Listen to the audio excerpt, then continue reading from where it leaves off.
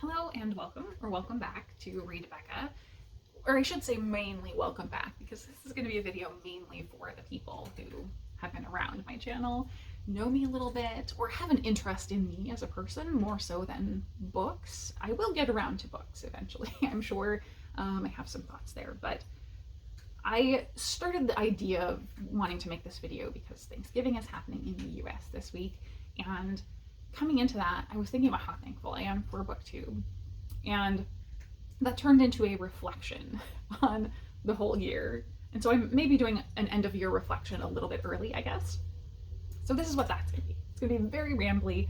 I would say buckle in, because you're probably gonna need to get comfortable and have a cup of tea nearby, because I don't know where we're going with this, but I certainly have a few tangential ideas of what I would like to talk about. And mainly, let's start up front with the purpose for the video, and that is why I'm thankful for BookTube, and that I do just want to say thank you for being here, for allowing me space to talk about books, talk about my life, to just generally check in, for being a very supportive community. For me, BookTube has been it's been a source of stability, I think, and security, I guess. It's been a space for me to get out ideas and talk creatively and critically about books and just share in a community during a year when I'm feeling like there is a lot of chaos. This has very much been a chaos year for me. We've had a couple of recent chaos years, right? 2020 was definitely a chaos year. But it felt so external to me, right? It was everything big was changing in the world, and it was unpredictable, but I was, safe and secure in my home. I had routine within that, and books obviously were part of the routine there. And I had not started my channel yet at that point. And so 2021 was chaos, but it was very external to me, and I had a lot of control over, my own situation.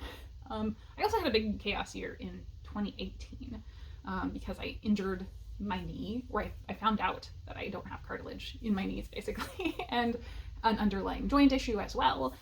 And so that led to a lengthy year of kind of having to deal with one chaotic thing that was affecting a lot of aspects of my life.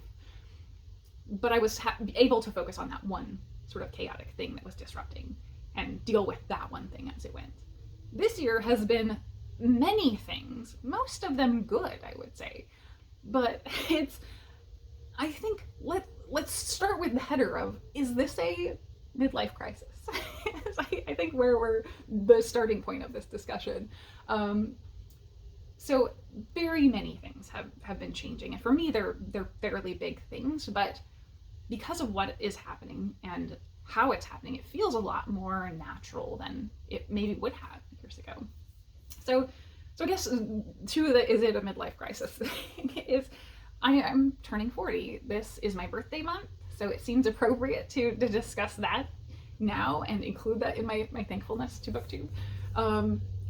And this is my birthday week as well. So it's all timed very perfectly. But because of that, I'm not a person who really cares about birthdays or thinks about age overly. I don't feel like I'm 40, certainly. I don't think anybody really does. But I think reflecting on a lot of the things that have changed or are changing has led me to sort of think about the concept of, maybe people that are going through a midlife crisis are in the same situations that I am, where it's not so much that they're trying to push back intentionally or trying to reclaim their youth. I mean, maybe for some people, but for me at least, it was more reaching a point in life where I'm mentally mature and able to start really thinking about what things I want, and at the same time having now also reached a point of being able to, or having the power and leverage to make those things happen. So that sort of all came together at once within the past year or so.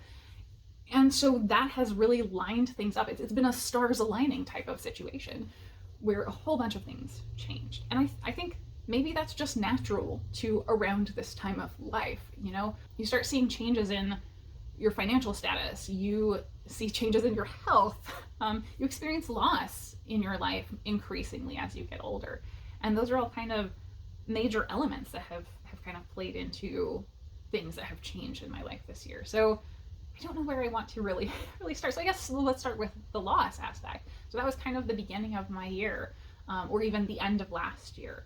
I had a foster cat for 2 years who was a hospice situation toward the end, who passed away at the end of last year. And then within a couple of months later, my own dog, who I had had for at least, he was about 14 years old. So I had him for 12 years. But he passed away as well. So dealing with loss after loss was not as hard as I expected, but it led me to sort of have a reflecting time on kind of the person I want to be with regard to the animals in my life. I was always a dog person. And so losing a dog, it was, do I go get another dog? Do I adopt another dog? I'm very actively involved with animal rescue. Or am I a cat person now? Having to think through that trajectory for myself about what I want in terms of pets in my life. I have 3 cats as well. So I don't need more. I already actively foster. So that has been very incremental to me. I was never a cat person before in my life. Growing up, I had almost no interaction with cats whatsoever. I was a 100% dog person. And then in 2017, I found my cat Ripley on the street outside a friend's house in the city and picked her up and took her home, and she turned out to be pregnant. And that got me very engaged with cat rescue and involved with doing a trap, neuter, return for feral cats in fostering now. So that really changed who I was incrementally to now thinking maybe I don't want a dog.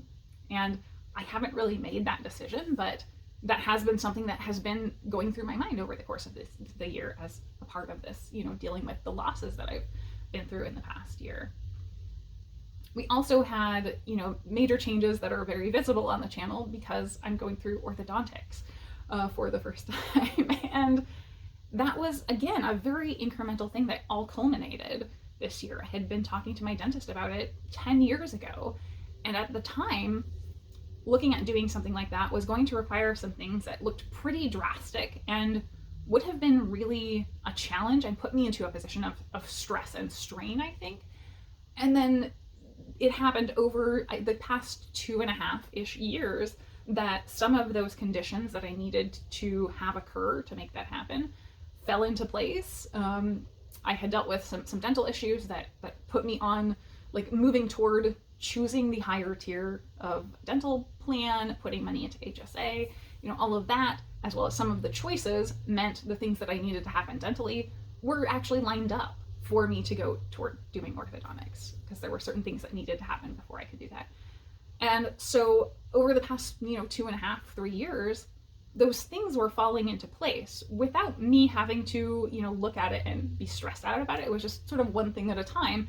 And then I reached the end of it going into orthodontics of, my dentist basically saying, okay, if you're going to do orthodontics and you talked about doing this, you should pursue that. And so, then I did pursue that for a few months with looking at orthodontists that I might choosing one. And then it's been now right at the year mark of doing orthodontics. And I'm very happy with that choice. And I've kind of been kicking myself for why didn't I do this sooner?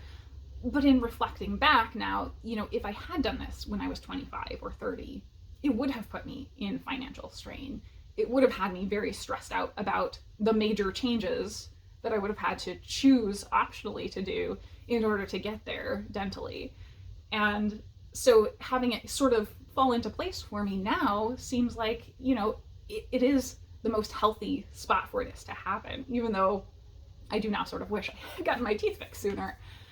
So that has been just a huge change. And it is something that affects my day-to-day.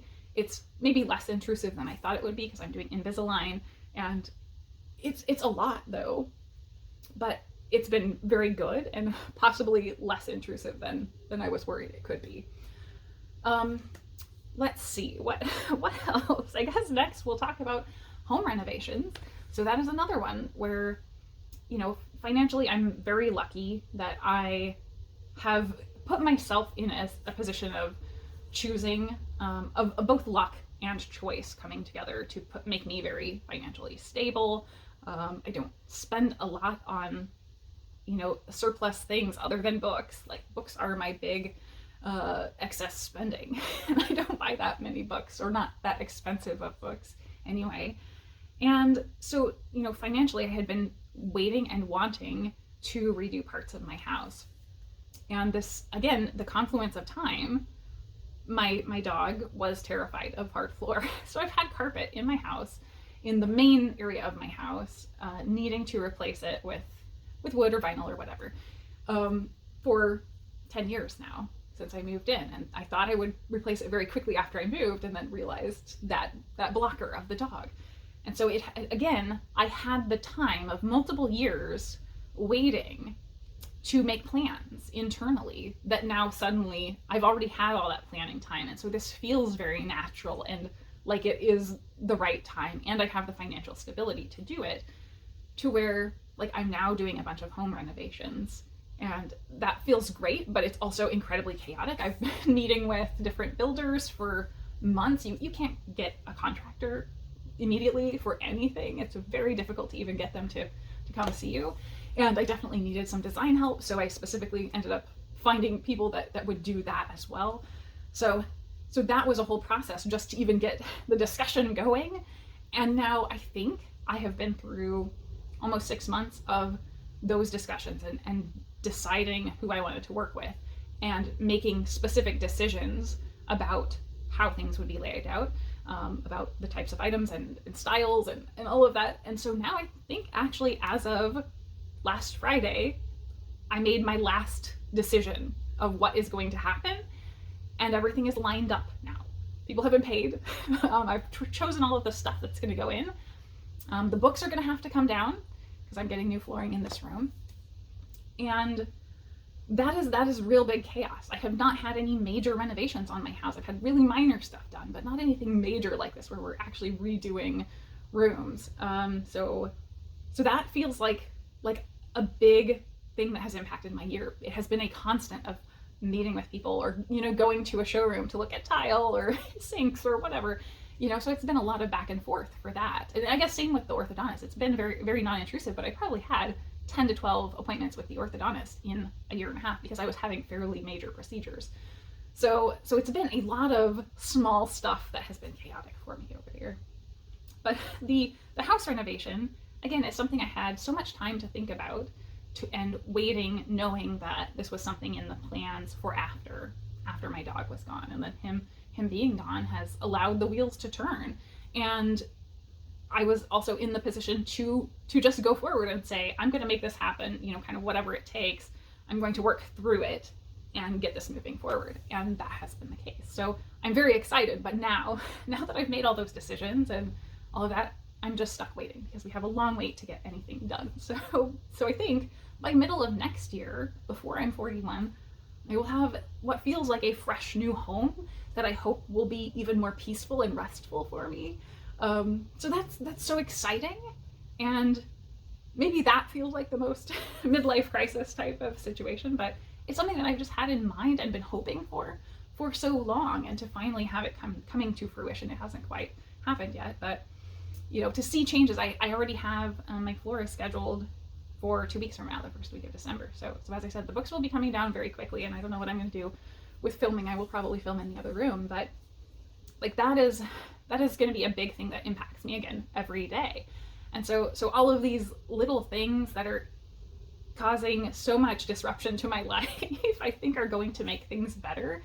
And we've greased the wheels to get here because I've had so much pre-work leading up to this. And I feel like, maybe heading toward 40, that is just how opportunities present themselves, and we've already done the work ahead for them to implement, right? I'm trying to think, what else did I want to talk about? I think going back to the 2018 chaotic year, that was very much about health, and finding out that I had joint problems that at that point really limited a lot of what I could do. And it's gotten better, but it's not ever going to be fixed at this point.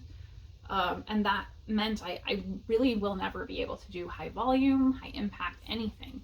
And that changed things for me a ton at that time, and it continues to, because I had always sort of thrown volume at the fact that, my weight has always been a difficulty. My body is a unicorn. I'm the lucky unicorn who does actually have that situation where the amount of calories is much lower than what it should be for my weight. And I've heard that over and over. I've seen doctors for it, and it just always kind of comes out with, yes, this is going to be hard for you. We've tried lots and lots of things, and that's always what it was. And so I always took that approach. Around 2010, I went hard into CrossFit and then eventually into running, and went full bore in learning about diet and nutrition, really hardcore. Saw a sort of specialist doctor, a functional medicine doctor, that is very intense about that. And so I gained all this knowledge about things, but never was able to get things working. So again, we're back to me having gone through the incremental steps before that smoothed the path to this year. I did have some health issues earlier this year, minor ones for the most part, but I think the biggest one was my back, which I definitely mentioned on here. I kind of was almost out of commission for a couple of weeks because I hurt my back.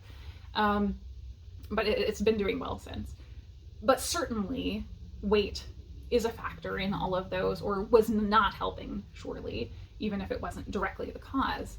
And so I was like, I have known for a while, because of my knee situation, I have to get this under control with only diet. I cannot throw volume at this thing. And so I've made a ton of changes to my diet, like very, very drastic changes for me, but not anything that's terribly difficult. I'm pretty good at eating in a certain way that's really healthy, at having a mind on the quality of food that I'm eating, that sort of thing.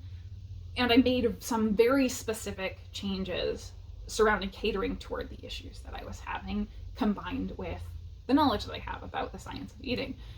And for whatever reason, it has worked and been extremely successful. This has been the easiest weight loss I've ever been through in my life. And so I have actually lost a little over 25 pounds this year. And it's certainly not without trying, but it hasn't been with the level of effort that I've had to put in before. And it has all been about the very specific implementation. So now I'm kind of kicking myself because the things that I've implemented make sense within the core of guidelines I knew before. I just didn't quite go to the sort of specific ways of putting this into place or having this specific combination before. So, after having tried hundreds of different things in my life, all of a sudden I've got the formula that feels like it's really working and very successful. And again, that comes back to my age and, what things I've been through before. I've built on that expertise and that level of knowledge I've kind of gained over many years of struggling through and trial and error. And so that has all built up to finding something that is actually working, at least for now, and so that's giving me a lot of hope, but it has been a huge change in my life. And I'm, very much hoping that this will stave off health issues continuing in terms of the ones I have seen this year, or any new ones that potentially could have been happening in the future in the next couple of years, because I wasn't taking as good care of myself the past couple of years. So that has probably been the biggest impact to my day-to-day, has been getting the specific meal focus that I need and looking into things to make sure everything is planned the way I need it to be. And obviously losing weight has a big impact on your day-to-day, and I'm starting to feel that for sure. So it's been a very weird and unexpected outcome, I guess, to that, because I was mainly very focused on getting weight down for health, and then I've stumbled onto something that finally works after years of frustration. So that is a relief. And I think I will wrap up, I guess, with discussing my reading life.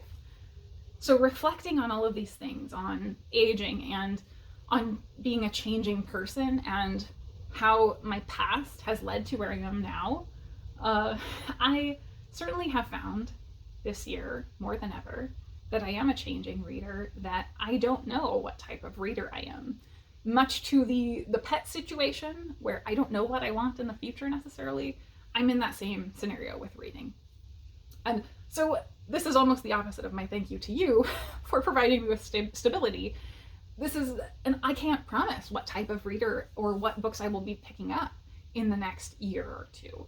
I think we are in for me trying even more things and getting out of my comfort zones. Not that I have too much of a comfort zone. I actually looked at the current tag that's going around, the A to Z hot or not tag, and realized all of my answers were hot, so there's not really any reason for me to do it, because I just like everything.